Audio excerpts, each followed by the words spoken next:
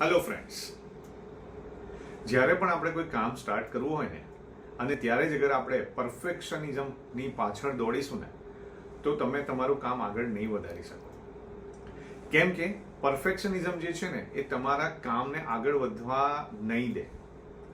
તમે જો પ્રોગ્રેસ ઉપર ફોકસ કરશો તો ડેફિનેટલી તમારું કામ તમે આગળ વધારશો અને એની અંદર તમે જે ભૂલો કરશો એનાથી તમે લર્નિંગ કરી શકો છો, શીખી શકો છો અને ત્યારે તમે આગળ વધી શકો છો.